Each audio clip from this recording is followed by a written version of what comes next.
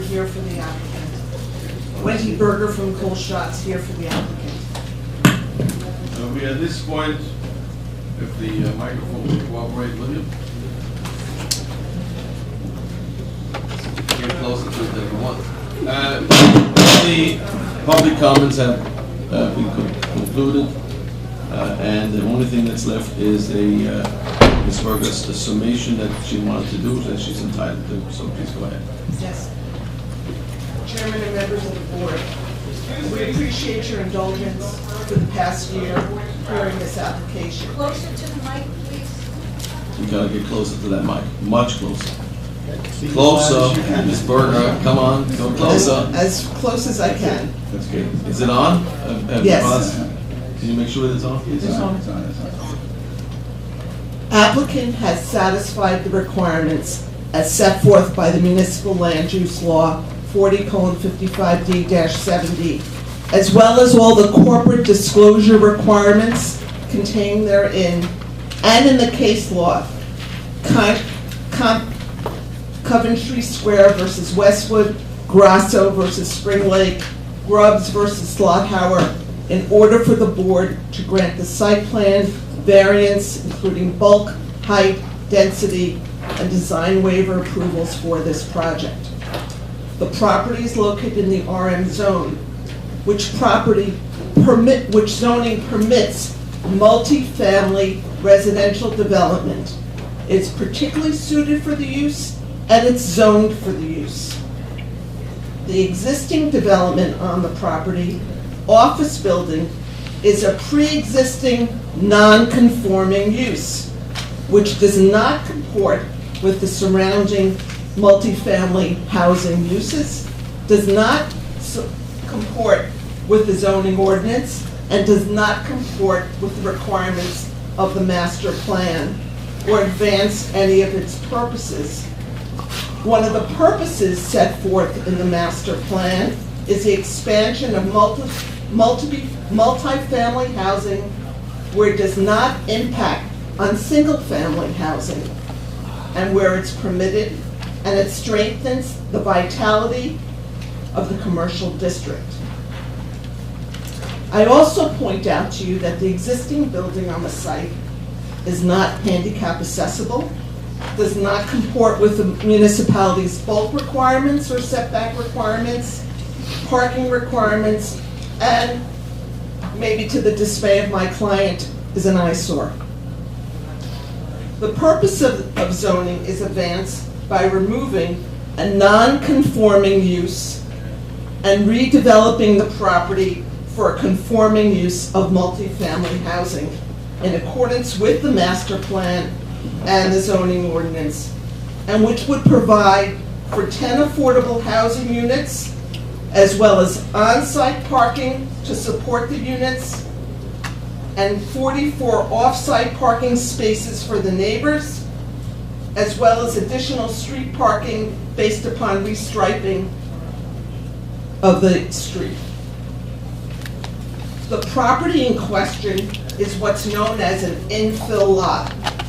It was once owned by the municipality and was conveyed by the municipality to a prior developer and developed with the office building. It's surrounded by long-developed multifamily development. In fact, there were at least 2 agreements by the township in regard to this development and this application to allow for multi-family development to be built on that property and off-site parking to be developed as a result of the application. Due to the lot's infill location, it is difficult to develop, as the surrounding properties on all sides are developed.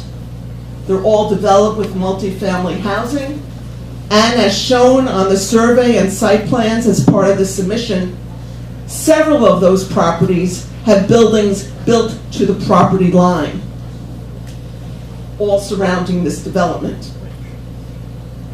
In fact, the setback of this property from the street, although non-conforming with the ordinance, will conform with the setback of the other buildings on the lot.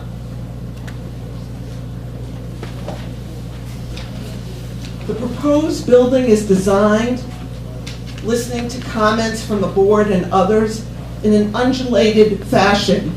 There are setbacks and design elements put into the plan. There's parapets and terraces to make the building look as a residential building, keeping and fitting within the township, and to have definition and a street appearance and frontage to make the redevelopment of the site in keeping with residential development in Teaneck.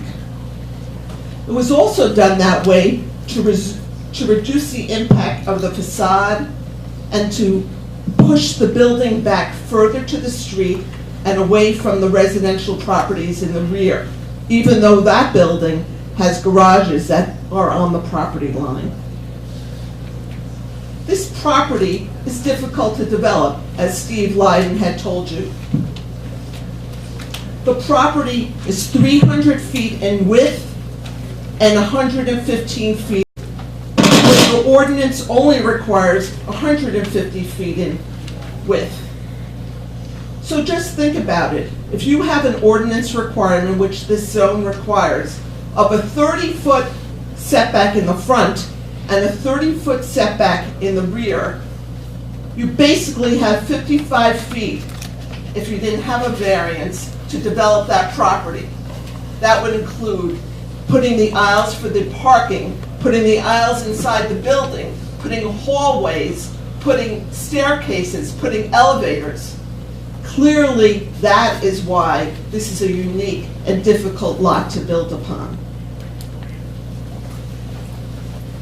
The unique size of the lot, its location as an infill lot with many surrounding buildings built upon the property line, has caused this property to come up with a unique design in order to not only build multifamily, but to build all the parking as required for the site. This site, as designed, has a front yard that's landscaped and has a vista for the neighborhood as they drive by or walk by the site. The board requested that we expand the parking. The parking was expanded. The board requested that you have a space to put bikes. That was provided. The board requested that you have a spot where you could have motorcycles or carriage or some kind of storage within the garage. That was provided. The board asked we could have off-site parking for a delivery. That was provided. In order to comply with all those requests, variances were required or waivers in order to put the required number of parking. In this case, there's 2 driveways. It reduces the effect on the traffic and separates the cars. So you don't have all the cars streaming out of one spot at one time. It's done for efficiency and it's done for safety purposes. The proposed multifamily housing would provide the appropriate development between the other existing multifamily residential developments on the lot as an infill lot. The grant of the bulk, height, density, as well as the variances, as well as design waivers sought by the applicant will permit a more appropriate and pleasing streetscape development. That's all right. Don't worry.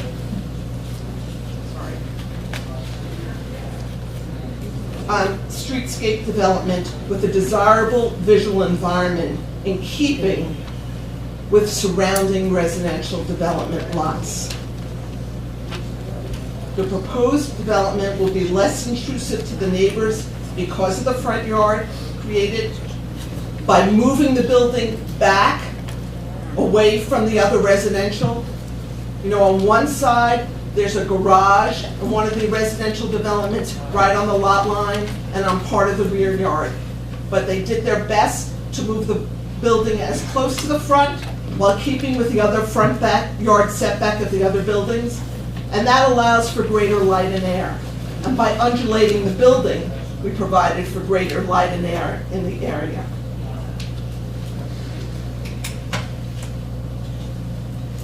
Despite the height of the building and the number of units, the building is still able to comply with other requirements in the ordinance, specifically the parking requirement. The parking requirement seems to be something that many residents in the area were very concerned about. The parking in the area, as we heard from residents, is limited. Many of the residents in the area park on the streets. They live in buildings, multifamily buildings in the area that either have no parking, as they testified to, or very limited parking, not enough parking pursuant to ordinance for the building. Realizing that, you realize that if each of those buildings in the area that is residentially developed had complied with the parking, as this proposed project is complying with the parking, those buildings would also have to have been taller and more densely covered the lot in order to provide parking. There's only so much room on the lot, and what this applicant has chose to do in order to help meet those requirements and alleviate any negative impact is to put 2 levels of parking basically within and under the building, and then 4 levels of residential. So although the building is higher, the reason for that is because of providing the required parking. The use of the site would also promote the general welfare and the intent and purpose of the zoning plan and master plan by, 1, eliminating the non-conforming use, providing 10 affordable housing units, 44 parking spaces for the public besides the 125 spaces on site, and a few spaces that will be gained by the restriping on the street. We also will provide for an improvement to the neighborhood by removing the existing non-conforming building and the condition the building it's in.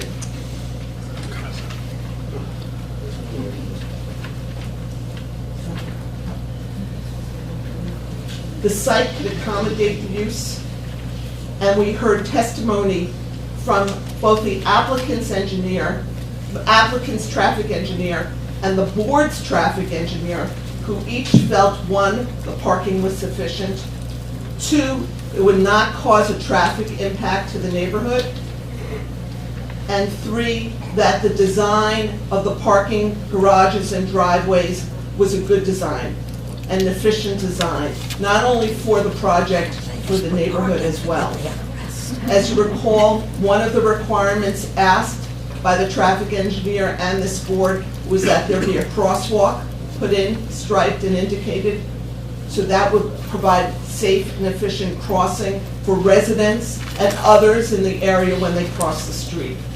So that is something that the applicant would do.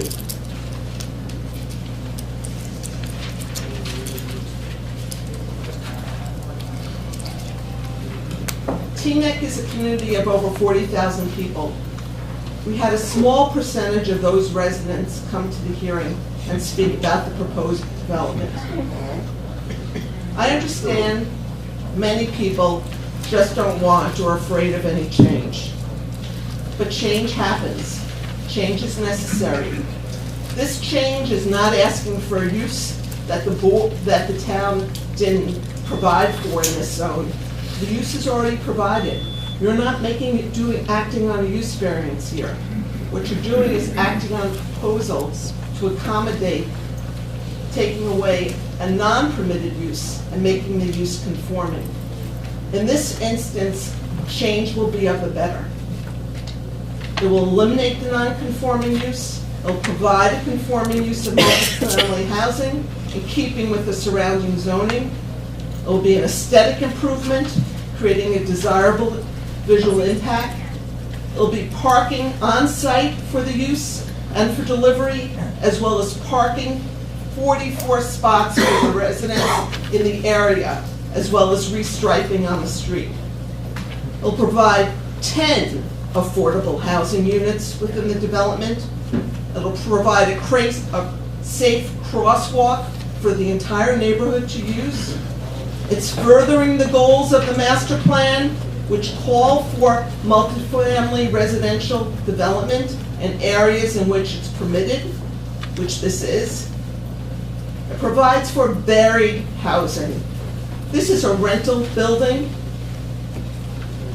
As you know, there are many people that are looking for rental housing in Teaneck. We heard the testimony of Mr. Lyden as to the very low vacancy factor. I think it was 1% or less in the township. This provides alternate housing for empty nesters, newly marrieds, young professionals. Not everyone can afford to buy a house as soon as they're married. And it provides alternative for people as they're aging and want elevators, no care of their lawn, an easy life. There's no negative impact from this development whatsoever. The school system can accommodate any students. The building as built will comport with all building codes. It will be handicap accessible, and it has sprinklers as required by building codes. There's no negative impact on traffic or the roadway. There's, in essence, no substantial detriment to the public good. Please, this program should not be interrupted by an outburst or people making comments in the back. This is her time to make a summation. She's entitled to do that. Please be respectful of that. Please continue. And please, whoever the seats in the back there. Go ahead, I'm sorry. No problem. And it will not impair, it would only further the intent and purpose of the zoning ordinance and master plan. I thank you for your time over all these months, the time of your experts on this application. We do appreciate it, and we have considered all the comments of the board and think we have addressed them all. And thank you. Thank you, and that it concludes this application in its entirety. The next thing is that it will go to the executive session, and there will be a possibility to take a vote by the members. Let's just make sure who is eligible to vote for this. Everyone who has not attended a meeting, read the transcript, and I have signed certifications that they So signed. let's just make sure who is here. Since we have more than 7 people, we only need 7 votes. Who is not voting? Who are the alternates? That's Ms. Prince, I think, Mr. Wetrin, Mr. Brown is number 2. Brown is number 2, and Merkelson is number Barnes 1. not here. Mr. Barnes is not, so that's Mr. Mermelstein will be Mr. the Mr. Mermelstein will, and who's going to sit out? Mr. Brown, Mr. Wetrin, and Ms. Prince. That would be the 7. Ms. Honus, Chair Meyer, Dr. Mulligan, Vice Chair Rosen, Mr. Green, Mr. Reaman, Mr. Mermelstein. That's it. Okay.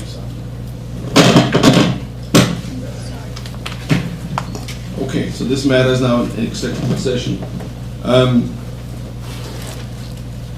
would like to make a motion to approve this matter. The second by Dr. Mulligan. And I'd like to state a few things. The building that's there certainly has a character that is not very usable and not befitting to a modern society where there is no accessibility for people who are not able to walk stairs or be able to utilize the building in its entirety. It's a dilapidated eyesore to the township. It's a commercial building that serves really no purpose, outdated, no parking. I think it's time that in a zone that is approved for multifamily, that we secure in the best way that affordable housing is provided at the same time.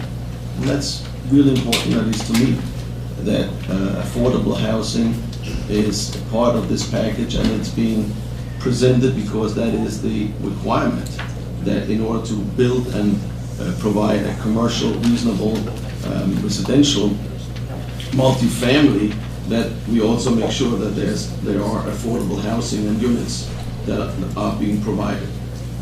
Also, that this development and this multifamily provides adequate parking. There should be no spillage or any overage necessary that would impact the neighbors with respect to parking.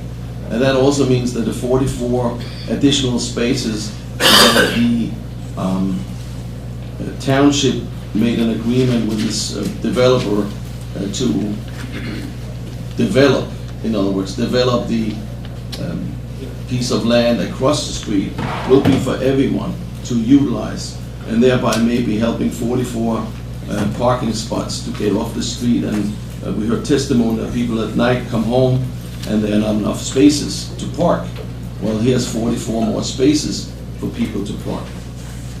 Also note that I ride the Teaneck ambulance as a volunteer, and I see the housing stock and see these multifamilies all around town, which are in at many times outdated, not modernized.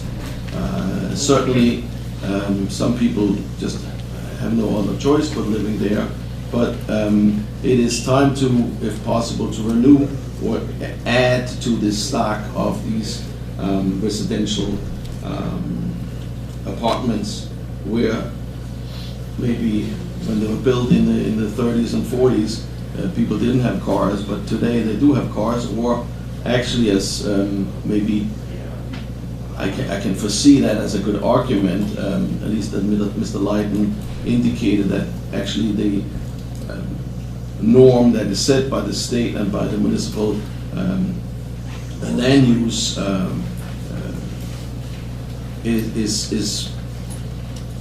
or the requirements for a certain amount of cars per unit is maybe sometimes lessened because people either work at home or they don't have cars, or they try to use Ubers or try to utilize the public transportation. Now, so I think it's good use on the widest street in Teaneck, where if any place to develop and to have additional housing should be in an area where they're surrounded by the same kind of housing. So for all those reasons and many more that I don't have to spread on the record, that is my sentiment about this development, and second by Mr. Moore, discussion. Yeah, Mr. Chairman, I've been on the board for 15 years, and this case certainly ranks in my top 5 in terms of pure community interest. I think that their community is serious about their concerns. I think that they're passionate about their concerns, and I certainly have heard every one of them and regard their concerns as real. It's been a case that is not too uncommon with boards here. The idea of development versus preservation, the idea of change versus progress, what's change, what's progress, the idea of a neighborhood wanting to preserve its identity versus the interests of others who want to see their community evolve in certain ways. And those ideas often come to loggerheads. They also often compete. I think the applicant has shown a willingness to compromise. They've shown a willingness to safeguard some of the values that we hold dear, like safety and like architectural integrity. I think that they've shown that. I think that their witnesses have demonstrated that this community is rentals. And as Ms. Berger has argued, and others have argued, there are many, many people that love Teaneck that want to stay here, but they can't go anywhere because there's no rentals. They have to leave the community, and I think that's a loss. Just judging this application for what this space and this location, I would agree with you that this is, the applicants have shown that this is the right application for this property. Again, I understand the concerns of the community, but I think that the overall overarching concerns of the development and the evolution of the community warrant that this application should be granted. Anyone else have any comments on the board? Roll call, motion to approve. Ms. Honus, No, I cannot vote for this in good conscience. Chair Meyer, Yes. Dr. Mulligan, Yes. Mr. Rosen, Yes. Mr. Green, Yes. Mr. Raymond, Yes. Mr. Murmelstein. Yes. Motion approved. Thank you. Enjoy the holidays, everyone. Thank you.